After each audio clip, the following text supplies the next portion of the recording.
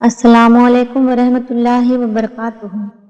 दोस्तों, आज की इस वीडियो में हम बात करने वाले हैं अल्लाह की अपने बंदे से मोहब्बत की निशानी। अगर किसी में एक निशानी भी जाहिर हो जाए तो समझ लेना अल्लाह उससे मोहब्बत करता है।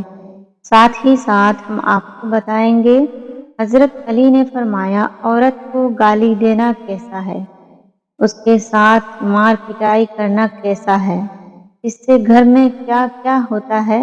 इन सब के साथ साथ हम आपको ये भी बताएंगे कि अल्लाह ने औरत को क्यों पैदा किया। सब कुछ हम आपको बताएंगे, बस आप वीडियो को पूरी देखिएगा। दोस्तों, वो कौन सी निशानी है जिससे हमें पता चले कि अल्लाह हमसे मोहब्बत करने लगा है। सबसे पहली निशानी अल्लाह पाक जिसको दीन की समझ अता फरमाता है तो उसे अपना महबूब बना लेता है। जिसको दीन से जोड़ देता है उसे अपना प्यारा बना लेता है। रसूलुल्लाह सल्लल्लाहु अलैहि वसल्लम के प्यारे सहाबी हजरत अब्दुल्लाह इब्ने मसऊद इनसे मरवी है कि रसूलुल्लाह सल्लल्लाहु अलैहि वसल्लम ने फरमाया कि अल्लाह पाक तुम्हारे दरमियान अखलाक भी तकसीम करता है। जिस तरह रिज़्क तकसीम करता है उसी तरह अखलाक भी तकसीम करता है। अल्लाह दुनिया उसको देता है जो अल्लाह का प्यारा हो या ना हो, लेकिन अल्लाह पाक दीन की समझ सिर्फ उसे देता है जो अल्लाह का महबूब होता है। इबादत की मोहब्बत, कुरान की मोहब्बत, अल्लाह की मोहब्बत, अल्लाह के जिक्र से मोहब्बत, रसूलुल्लाह सल्लल्लाहु अलैहि वसल्लम पर दरूदो सलाम भेजने का शौक़ और तरफ हो। ये वो चीज़ें हैं जो इस बात की निशानी है कि अल्लाह ने बहुत प्यारा बना लिया है। दूसरी निशानी रसूलुल्लाह सल्लल्लाहु अलैहि वसल्लम ने फरमाया अल्लाह जब किसी को प्यारा बनाता है तो फिर आजमाइश भी करता है, यानी देखना ये चाहता है कि ये बंदा मेरे फैसलों पर राज़ी है या नहीं। जो राज़ी हो जाए तो अल्लाह पाक उसे दुनिया में भी राज़ी करता है और आखिरत में भी राज़ी करेगा। जो उस वक्त बौखलाहट का शिकार हो जाए, ये क्या हो गया मेरे साथ, हम तो नमाज भी पढ़ते हैं, इबादत भी करते हैं, फिर हमें सर दर्द क्यों हो रहा है, बुखार क्यों आ गया है, हम तो दीन के कारबंद हैं, फिर मुझे ये फिक्र क्यों हो रही है। तो ऐसा नहीं सोचना चाहिए। हज़रत बिलाल हबशी से किसी ने पूछा कि आप बड़ी तौहीद की बातें करते हैं, तो आपको इतनी बुरी तरह से मार क्यों पड़ी है। तो आपने फरमाया कि तुम भी तो बाजार जाकर बर्तन खरीदने से पहले उसे बजा कर देखते हो कि मिट्टी सही से लगी है या नहीं। तो बस अल्लाह ने भी मुझे आजमाया था। उसके बाद यही वो गुलाम था जिसका रंग भी काला था, मोटे मोटे होंठ थे, जिसके बारे में अल्लाह के प्यारे रसूल सल्लल्लाहु अलैहि वसल्लम फरमाते हैं कि जब मैं जन्नत में जा रहा था, जब मुझे मेराज कराई गई तो आगे आगे किसी के चलने की आहट सुनाई दी। हज़रत जिब्राइल अलैहिस्सलाम से पूछा ये कौन है। फरमाया कि ये बिलाल हबशी है जो आपके आगे चल रहे हैं। रसूल पाक सल्लल्लाहु अलैहि वसल्लम जब वापस आए तो हज़रत बिलाल से पूछा कि तुम कौन सा अमल करते हो, कौन सा काम करते हो। तो हज़रत बिलाल ने बताया कि या रसूलुल्लाह सल्लल्लाहु अलैहि वसल्लम, आप ही ने तो बताया था। तो हुजूर पाक सल्लल्लाहु अलैहि वसल्लम ने पूछा क्या बताया था। तो हज़रत बिलाल हबशी ने फरमाया कि आपने ही तो फरमाया था कि हर वक्त बावज़ू रहना, तो मैं हर वक्त वज़ू की हालत में रहता हूँ। जब भी मैं बेवज़ू होता हूँ तो उसी वक्त मैं नया वज़ू कर लेता हूँ। जब वज़ू करता हूँ तब 2 रकात नमाज भी पढ़ लेता हूँ। सुभान अल्लाह चलते ज़मीन पर हैं اور قدموں کی آہٹ جنت میں سنائی دیتی ہے۔ سبحان اللہ! تو آزمائش اللہ پاک کی محبت کی دوسری نشانی ہے۔ اسی لیے اگر کوئی فکر یا پریشانی ہو، اس کا یہ مطلب نہیں ہوتا کہ پتہ نہیں مجھے کیا ہو گیا ہے۔ اللہ پاک اپنے پیاروں کو ہی آزماتا ہے۔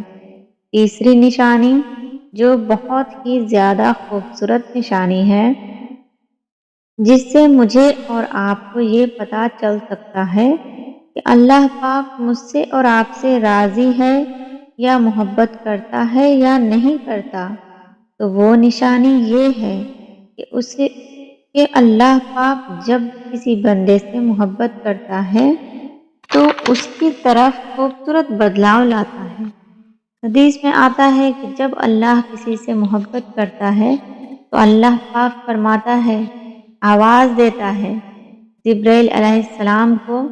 اس کے بعد آسمانوں میں زلزلہ آ جاتا ہے، سب فرشتے بے ہوش ہو جاتے ہیں، اور پھر جب اللہ کے حکم سے سب ہوش میں آتے ہیں تو وہ سب سے پہلے جبرائیل علیہ السلام کو اجازت ہوتی ہے تو جبرائیل علیہ السلام سوال کرتے ہیں کہ ہمارے رب نے کیا فرمایا ہے، اور اس کے بعد خود ہی کہتے ہیں، اللہ نے جو بھی فرمایا ہوگا وہ حق فرمایا ہوگا۔ پھر اللہ فرماتا ہے، جبرائیل، میں نے آج اس بندے کو اپنا محبوب بنا لیا، تم بھی اسے اپنا محبوب بناؤ۔ جبرائیل علیہ السلام بھی اس بندے کو محبت کرنے لگتے ہیں۔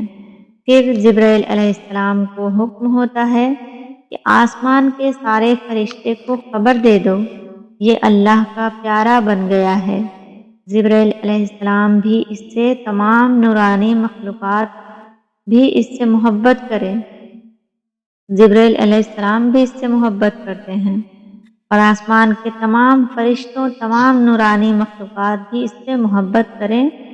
ساتوں آسمان کے خربوں فرشتے اس سے محبت کرنے لگتے ہیں۔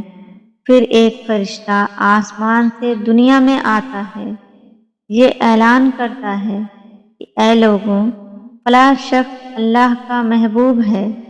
جبرائیل علیہ السلام اس سے محبت کرتے ہیں، آسمانوں کہ نوری مخلوقات اس سے محبت کرتی ہے، تم بھی اس سے محبت کرو۔ اور پھر دنیا والوں کے دلوں میں اللہ پاک اس بندے کی محبت ڈالتا ہے۔ تو پیارے دوستوں، دنیا میں 2 کام ضرور کرو جس سے اللہ پاک راضی ہو جائے، اللہ ہمیں اپنا محبوب بنا لے، انشاءاللہ دنیا اور آخرت دونوں ہی سنور جائے گی۔ حضرت عبداللہ ابن عباس فرماتے ہیں، جب نیکیاں قبول ہو جاتی ہیں تو انسان کے جسم میں یہ 5 نشانیاں ظاہر ہوتی ہیں۔ جب انسان کی نیکی قبول ہو جاتی ہے تو اس انسان کا چہرہ چمکنے لگتا ہے، اس کے چہرے پر ایک عجیب سی رونق آ جاتی ہے، اور وہ اپنی خوشی کا اظہار دنیا کے سامنے اپنی مسکراہٹ سے کرتا ہے، تو وہ ہر ایک وقت خوش رہتا ہے، بلکہ یوں لگتا ہے کہ اس دنیا میں اس سے بڑا سکون اور باوقار والا کوئی نہیں ہے۔ لگتا ہے کہ اسے دنیا کا کوئی غم ہی نہ ہو۔ یہ خوشی ہر ایک کو نصیب نہیں ہوتا۔ اس کا دل روشن ہو جاتا ہے، یعنی وہ ہر وقت اللہ کے وعدوں پر پر امید رہتا ہے۔ اس کے پاس کچھ ہو یا نہ ہو، لیکن اس کے دل میں اتنی خوشی ہوتی ہے کہ اس کو کوئی پرواہ ہی نہیں ہوتی۔ اور یہ یاد رکھنا کہ انسان امیر مال و دولت سے نہیں بنتا، امیر ہمیشہ دل سے بنتا ہے۔ حضرت امام علی فرماتے ہیں کہ دولت مٹی کی طرح ہے، اور مٹی کو پیر کے نیچے رکھنا چاہیے، اگر سر پہ چڑھاؤ گے تو وہ قبر بن جائے گی، اور قبر زندہ لوگوں کی نہیں ہے۔ نمبر 3، اور جب کسی کی نیکیاں قبول ہو جاتی ہیں تو اس کے جسم میں ایک عجیب سی طاقت آ جاتی ہے، یعنی اس کے جسم میں نیکی کی طاقت ہوتی ہے، اور شیطان اسے گمراہ نہیں کر سکتا۔ شیطان سے بچنے کی قوت اللہ اس کے جسم میں پیدا کر دیتا ہے۔ نمبر 4، وہ اپنے مال و دولت میں فراوانی پیدا کرتا ہے۔ اللہ اس کے رزق میں برکت پیدا کرتا ہے۔ وہ چاہے لوگوں پر کتنا ہی خرچ کرے، ضرورت مندوں کو کتنا بھی بانٹے، اس کی دولت میں کبھی کمی نہیں آتی۔ حضرت علی رضی اللہ فرماتے ہیں، رزق انسان کو ایسے تلاش کرتا ہے جیسے مرنے والے کو اس کی موت۔ 5 نمبر، لوگوں کے دلوں میں اللہ پاک اس کی محبت پیدا کر دیتے ہیں، یعنی جب اللہ پاک کسی سے خوش ہوتا ہے تو اس کی محبت لوگوں کے دلوں میں ڈال دیتا ہے۔ پیارے دوستوں، اب ہم آپ کو بتائیں گے کہ عورت کی ذمہ داری کیا ہے۔ حضرت علی رضی اللہ نے فرمایا کہ عورت کی سب سے بڑی ذمہ داری کیا ہے۔ حضرت علی رضی اللہ کی خدمت میں ایک شخص آیا اور دست ادب کو جوڑ کر عرض کرنے لگا، یا علی، میری بیوی میرے گھر کا صحیح ڈھنگ سے کام نہیں کرتی، نہ میرے کپڑوں کا دیکھ بھال کرتی ہے، نہ گھر کی صفائی ٹھیک طرح سے کرتی ہے، تو کیا میرا ڈانٹنا، غصہ کرنا صحیح ہے؟ حضرت علی نے فرمایا، اے شخص، کس نے کہا کہ تمہاری بیوی پر تمہارے گھر کا کام واجب ہے؟ یاد رکھنا، اسلام نے عورت کی عزت کو جتنا بلند کیا ہے اتنا کسی مذہب نے نہیں کیا۔ میں نے اللہ کے رسول سے سنا ہے کہ عورت کی سب سے بڑی ذمہ داری یہ ہے کہ وہ اولاد کی اچھی پرورش کرے اور وہ اپنے اولاد کا خیال رکھے، لیکن اگر اپنے اولاد کی پرورش کرنے کی اجرت شوہر سے مانگنا چاہے تو وہ بھی مانگ سکتی ہے، اور تم گھر کے کام کی بات کر رہے ہو۔ اپنی خوشی سے گھر کا کام عورت کرتی ہے، گھر کو سنبھالتی ہے، تو یہ اس کا عظمت ہے، یہ اس کا بڑکپن ہے۔ اس کا شکریہ ادا کیا کرو، اس کا احترام کیا کرو۔ میں نے اللہ کے رسول سے سنا کہ جس وقت عورت اپنے گھر کا کام کرتی ہے اس وقت اللہ اپنے فرشتوں کو زمین پر بھیجتا ہے اور کہتا ہے کہ جب تک یہ عورت گھر کا کام کرتی رہے اس کے لیے عبادت کرتے رہو، اور وہ پورا وقت جو عورت اپنے گھر کے کام میں لگاتی ہے وہ اس کی عبادت میں شامل ہو جاتا ہے۔ یہ عورت کی عظمت ہے کہ وہ تمہارے گھر کو جنت بناتی ہے، تمہارے بچوں کو عظیم انسان بناتی ہے۔ لیکن اگر کوئی عورت پر ظلم کرے اور اسے گھر کے کاموں کے لیے بار بار ٹوکتا رہے اور اس پر ظلم کرتا رہے تو روز محشر میں اللہ اس انسان کو گدھے کی شکل میں اٹھائے گا اور دوزخ کا ایک دروازہ ان لوگوں کے لیے کھولا جائے گا، اور یہ کہا جائے گا کہ یہ وہ انسان ہیں جنہوں نے اپنی ہی عورتوں پر ظلم کیا، ان کو حقیر سمجھا، ان کو غلام سمجھا۔ پیارے دوستوں، حضرت علی رضی اللہ راستے سے گزر رہے تھے، دیکھا کہ ایک شخص اپنی بیوی پر ظلم کر رہا تھا۔ حضرت علی ان کے قریب گئے اور فرمانے لگے، اے شخص، اللہ سے ڈرو، تمہاری پریشانی، مفلسی اور رزق میں تنگی کا سبب یہ ہے کہ تمہاری بیوی تمہارے ظلم کی وجہ سے تمہارے ہی گھر میں روتی ہے۔ میں نے اللہ کے پیارے محبوب رسول اللہ صلی اللہ علیہ وسلم سے سنا کہ جس گھر میں عورتیں روتی ہیں اس گھر میں رزق کے فرشتے نہیں آتے، اور یوں وہ پریشانی اور مفلسی میں گھر جاتے ہیں۔ اللہ نے اولاد مرد کی تقدیر اور دولت عورت کی تقدیر میں لکھی ہوئی ہے۔ اگر تم یہ چاہتے ہو کہ تمہارے رزق میں فراوانی ہو، عزت، شہرت اور دولت دن بدن بڑھتی جائے، تو اپنے گھر میں اپنی عورتوں کا خیال رکھا کرو، انہیں خوش رکھو۔ اللہ کے فضل و کرم سے تم عزت، شہرت، دولت میں فراوانی پاؤ گے۔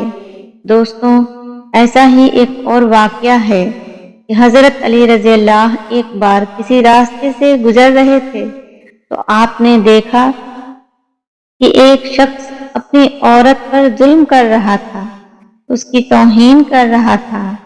حضرت علی رضی اللہ ان کے قریب گئے اور فرمانے لگے، اے شخص، یاد رکھنا، اللہ نے مرد کو طاقتور اس لیے بنایا ہے تاکہ وہ عورت کی حفاظت کر سکے، نہ کہ عورت پر ظلم کر سکے۔